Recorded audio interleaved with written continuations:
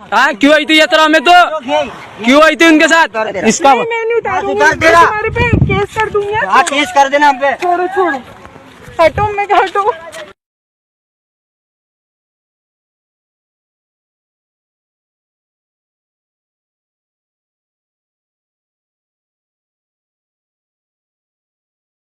आज के वीडियो को लाइक भी नको करो और सब्सक्राइब भी नको करो, लेकिन लास्ट तक जरूर सुनो। अस्सलाम वालेकुम दोस्तों, ये वीडियो महाराष्ट्र की है। दोस्तों कहीं पर भी अगर कोई मुस्लिम लड़की भगवा लव ट्रैप की जाल का शिकार बन जाती है, उनकी झूठी मोहब्बत की जाल में फंस जाती है, तो उसके ऊपर कोई जुल्म नहीं करना चाहिए। बस उसको अच्छे बातों से समझाओ, हो सके तो उसके माँ बाप तक इसकी शिकायत लगाओ, लेकिन कोई जुल्म नहीं होना चाहिए, ना हिंदू लड़के पे और ना मुस्लिम लड़की पे। हमारे असद साहब की भी एक वीडियो वायरल हो रही थी, क्या बोल रहे सुनिए। ये अजीब और गरीब माहौल है।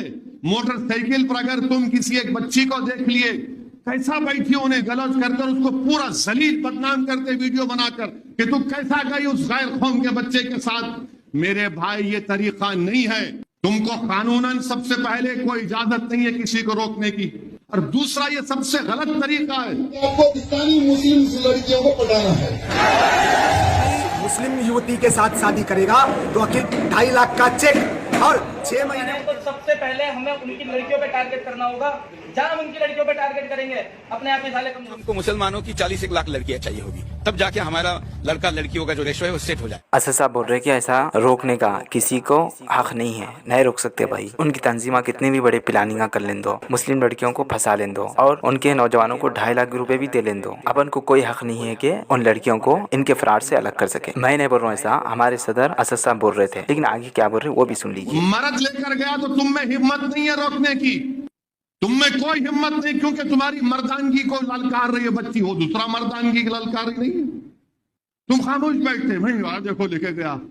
मेरे भाई गुनाह चाहे मर्द करो औरत करो गुनाह है। बोल रहे कि अगर कोई मर्द लेके गया तो तुम्हारे अंदर हिम्मत नहीं है कि उसको रोकने की। साहब क्या बोल रहे, खुद को ही समझ में नहीं आ रहा। पहले बोल रहे आपको रोकने का कोई हक नहीं है, और यहाँ पे बोल रहे कि आपके अंदर हिम्मत ही नहीं है रोकने की। देखिए असद साहब, हिम्मत है बोल के हमारे नौजवाना इन फराडी लोगों के चुंगल से हमारे मुस्लिम लड़कियों को अलर्ट कर रहे। पुलिस भी बहुत डरा ले रही और केसा भी बुक कर दे रही, उसके बावजूद भी हमारे ये नौजवान नहीं डर रहे। अगर डरने वाले होते तो कब की पुलिस के डर से डर जाते हैं और उन फराडियों के खिलाफ हक की आवाज नहीं उठाते। क्योंकि तुम्हारी मर्दानगी को ललकार रही है बच्ची, हो दूसरा मर्दानगी की ललकार रही नहीं है।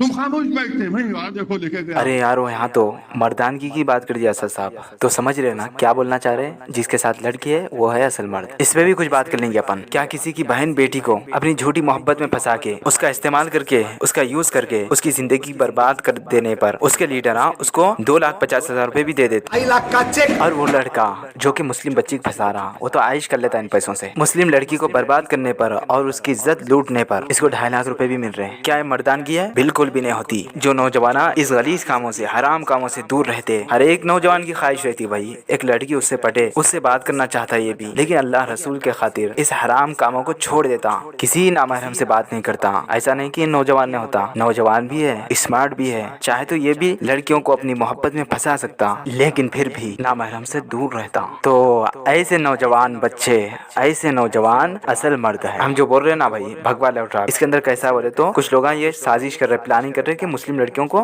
फंसाओ, शादी करो, इस्तेमाल करो, यूज करो और उनको रोड पे छोड़ दो, उनकी जिंदगी बर्बाद कर दो। ऐसा करने वाले उनके नौजवान लड़के को 2,50,000 रुपए देते। बस हम इसके खिलाफ बोल रहे हैं। तुम बोल रहे कि कानून इसकी इजाजत नहीं देता, मैं बोल रहा हूँ कि इसकी कानून जरूर इजाजत देता, क्योंकि यहाँ पे तो मुस्लिम लड़की को बर्बाद करने की बात कर रहे हैं ये शैतानी लोग, और हमारा देश और हमारा इस्लाम इस बात की इजाजत देता। अगर कोई बर्बाद कर रहे किसी को तो उसको उससे बचाने की अपनी पूरी जिम्मेदारी है। जब हमारी मुस्लिम बहनों को बर्बाद करने की बात हो रही तो हम जरूर आवाज उठाएंगे, चाहे खुद को ही बर्बाद होना क्यों ना पड़े। मैंने 4 साल पहले लव मैरिज की थी, हिंदू के साथ मैंने शादी की थी, तो 3 साल तक मैंने अपने घर वालों को नहीं बताया। ये मुझे बहुत मारता था, बहुत टॉर्चर करता था। दोस्तों बहुत सारे लोग कमेंट में असद साहब को क्या क्या की गालियां देती है, ऐसा नहीं देना चाहिए। मैं तो अवैसी साहब को अपना सदर मानता हूँ, अपना लीडर मानता हूँ। जहाँ तक मेरे को मालूम है असद साहब वकील भी है गते। तो असद वकील साहब एक मुस्लिम लड़की को जब कोर्ट में लेके गया था उसको उनके मजहब में तब्दील करने और शादी करने, तो जज साहब जो के आपसे भी उनका दर्जा बड़ा पड़ा रहता कानून के हिसाब से। जो फैसले सुनाते हैं उन्होंने खुद बोल दिए कि जो तू कर रहा ना, मुस्लिम लड़की को अपनी झूठी मोहब्बत की जाल में फंसा के बहुत बड़ा फ्रॉड काम कर रहा, गलत काम कर रहा, धोखे का काम कर रहा, उनके जज साहब खुद बोल दिए। असल में मुस्लिम से लड़की हिंदू बनने आई है लॉर्ड साहब, ये 10 महीने से कस्टडी में और मेजर है लॉर्ड साहब। तो मुसलमान बन जाओ, ज्यादा अच्छा है। नहीं तो लॉर्ड साहब ये मुसलमान बन के क्या करेगा लॉर्ड साहब? इसने जो तुम समझो क्या करेगा, ये फ्रॉड करके उसको कन्वर्जन कर दिया है। ये बताओ ये कोई तरीका है? जज साहब जिन लोगों को फ्रॉडी धोखेबाज कह दिए तो हम इनके खिलाफ आवाज क्यों ना उठाएं? दोस्तों हमने तो वीडियो में अपनी राय बयान कर चुके, अब फैसला आप कमेंट में जरूर कर दें। इंशाल्लाह अगली वीडियो में मिलेंगे। अपना ख्याल रखें और नमाजों की पाबंदी करते रहें।